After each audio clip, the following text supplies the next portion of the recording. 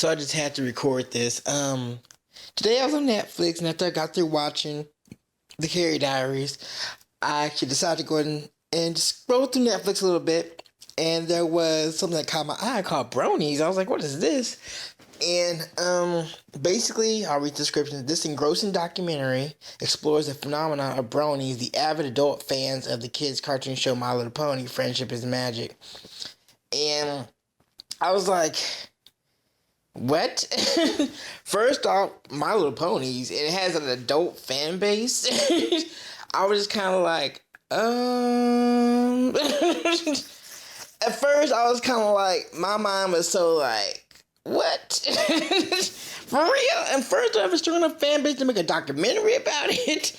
I was like, totally just like, no way. I was like, I have to see this. I have to see this. And the first 10 videos, I was like, nah. Like, I don't know about these 20-year-olds and up liking this show. And then the more I watched it, the more I kind of like learned about the whole fan base and stuff. I could watch it the second time and like pick up on more stuff, but I actually kind of start to understand a little bit more of why the people like this show, and maybe why it isn't just about the show itself, but about some basic core elements and how people are obviously able to see themselves in these characters at some point. Not literally, like, they have, like, their ponies, but but like they can see like different qualities of, like, I guess, honesty and generosity and kindness and stuff like that.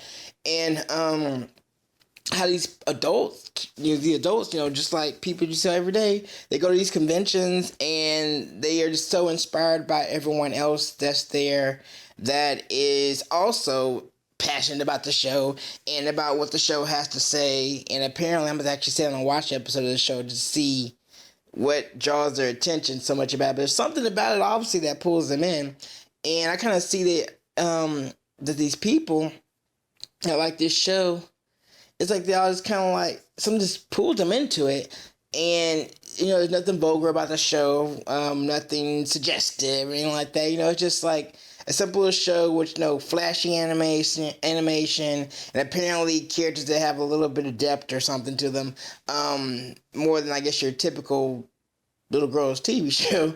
And people from all walks of life, people from the South, people from the North, people from, all places over the world apparently are into this show. People are making, like, remixes to it, songs and, like, art, and, and maybe re-clipping shows and stuff like that.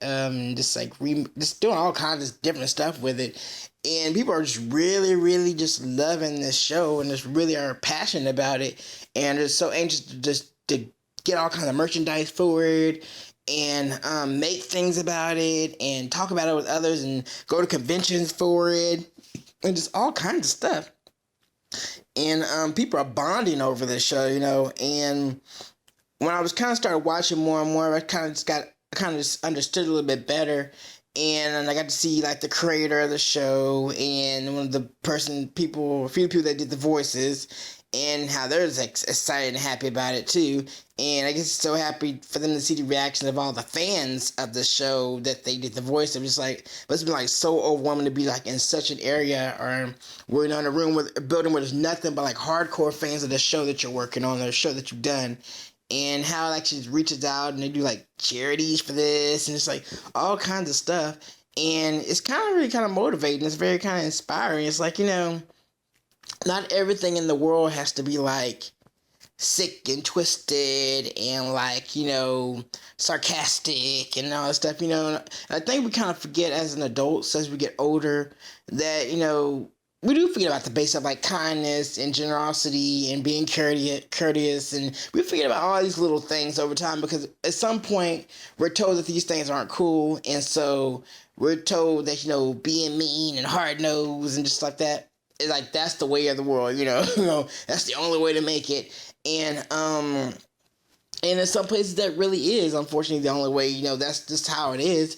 But it's cool to know there's actually people out there who actually do want to know more about these values, and they're not like hardcore Bible thumpers or anything like that, but just like these simple human values that we kind of need to help each other out and feel better about the world in general. It was very motivating. And like, I'm gonna actually sit down and watch the episode of the show myself just to see what all the hubbub is about. But it's kind of like changed my mind. Whenever I can sit down and watch something, and it kind of alters my thinking, or like it changes my mind, or changes how I view something. Right off the bat, I'm always impressed. And I love watching documentaries because it forces you just kind of like really sit down and take a look at what's happening, depending on whatever the subject or topic is, and just make you think, okay, you think you know everything about everything, but you don't, all the stuff that we just love to write off, just write off right off the bat, like, oh yeah, we know about that, or we were so quick to judge things. Me personally, I know I'm quick to judge like so many things, like, because we're taught to make snap food judgments about everything, in general, and it's a way that we survive, in our culture. But a lot of things that we just are so quick to write off, there's a lot more to it than what we're seeing, and a lot of times people just don't want to take that little extra time to just kind of really get to know something. They just kind of want to just write it off and keep rolling because it's easier to do that. Let's face it, it is.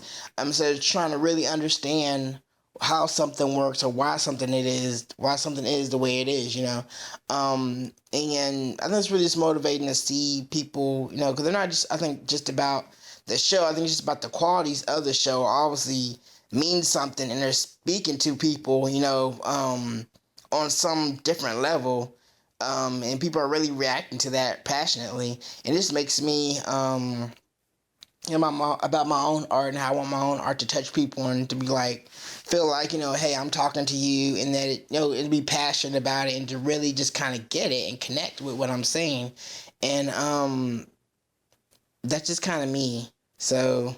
And also, we kind of think a little bit more about, I watch all these shows and I listen to all this music, and I have read all these books and stuff like that.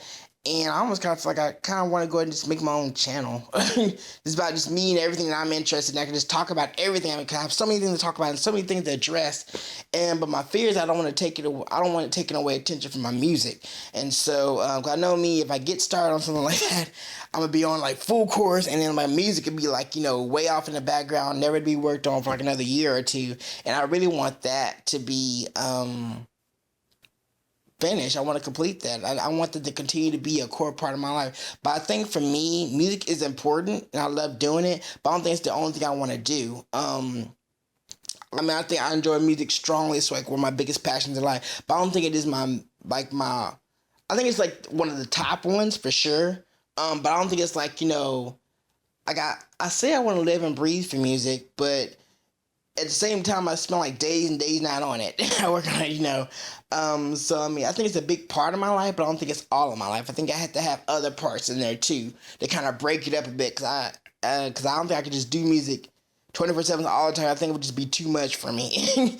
But I think it's always going to be a big, strong part of my life, and it'll be definitely be in that top 3 list, And so up there we're talking. So this is me, Marvin Lee.